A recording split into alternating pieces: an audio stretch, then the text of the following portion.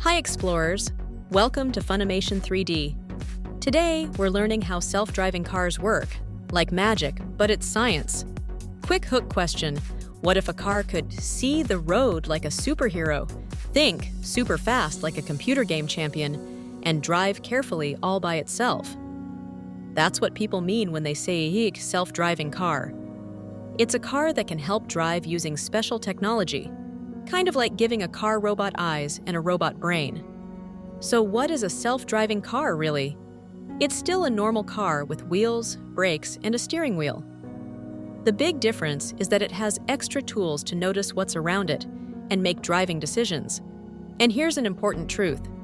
Self-driving cars are still being tested and improved.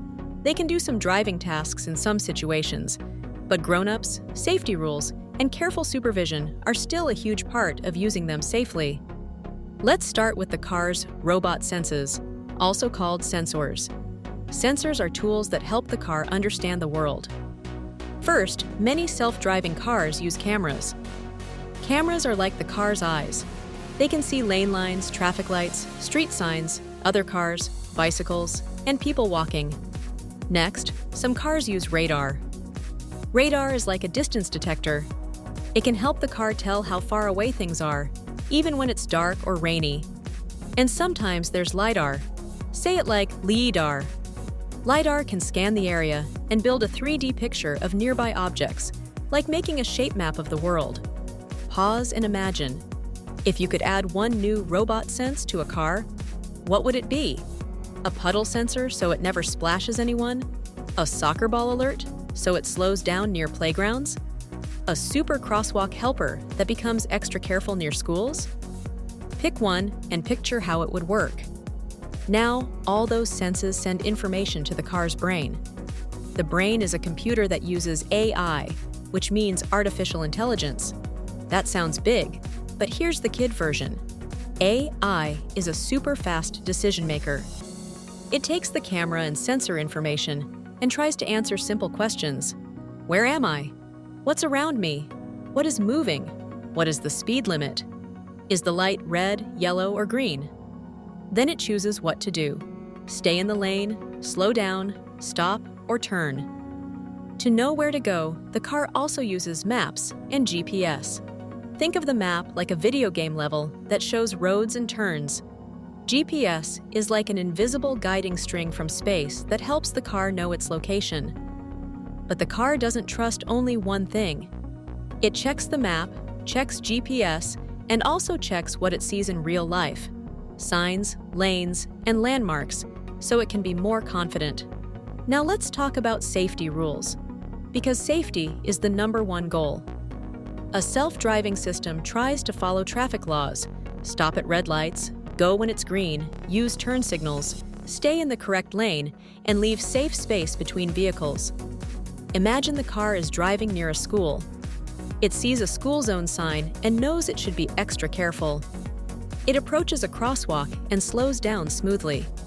It watches for people walking, then goes only when the path is clear. It's like a careful student following classroom rules. Listen, look, and move, only when it's your turn. Myth versus reality time. Myth: self-driving cars never make mistakes. Reality: they are getting better, but they still must be tested and monitored.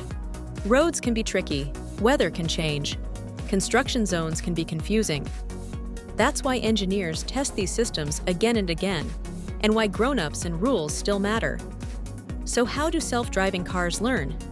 They practice in two main ways. First, they use simulators, which are like super real driving video games. In a simulator, the car can safely practice many situations.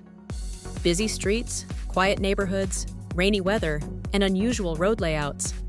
Then, after lots of practice, systems are tested on real roads with strict safety steps and trained adults. Future fact #1. Some cars can already park themselves in certain places slowly and carefully, like a helper doing one job really well. That's a real example of how car helper features are becoming more common. You might also hear people talk about different levels of self-driving. Let's make it simple with 3 easy ideas. First is helper mode. The car helps with one task, like keeping distance or staying in the lane, but a grown-up is fully in charge. Second is more helper mode. The car helps with a couple tasks together, but a grown-up watches closely and can take over instantly. Third is almost driver mode in certain places. The car can do most driving only in specific conditions, like certain roads or areas, and still with important limits and safety rules. Why is this technology exciting? Self-driving features could help reduce some mistakes caused by distraction, because computers don't get bored or start daydreaming. They could also help some people travel more easily, like older adults or people with certain disabilities, if the systems are proven safe and used correctly. And if cars drive more smoothly, traffic could feel calmer, like everyone moving in neat lines instead of bunching up.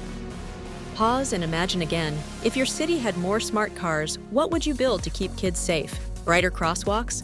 More bike lanes? A special slow and quiet street near schools? Your ideas can shape the future. Future fact number 2. In some tests, cars can share simple messages with each other, like, "I'm slowing down," or "I'm turning." It's like teamwork, vehicles cooperating to make the road smoother. Even in the future, humans still have important jobs. Adults must wear seatbelts, follow laws, and stay responsible. Engineers must keep improving the technology. Cities must design safe roads. And everyone, including kids, should practice safe habits. Pause and imagine one last time. If you could teach a self-driving car one kindness rule, what would it be? Maybe always stop gently, or leave extra space for bicycles, or be extra careful near playgrounds. Before we finish, here are 3 things kids can do today to be road heroes. First, buckle up every time. Seatbelts are like safety hugs. Second, cross safely, use crosswalks, look left, right, left, and walk with a grown-up when you need to. Third, stay curious. Learn a few road signs and ask questions about how technology works. If you had fun learning today, please like, share, and subscribe to Funimation 3D. See you in the next adventure.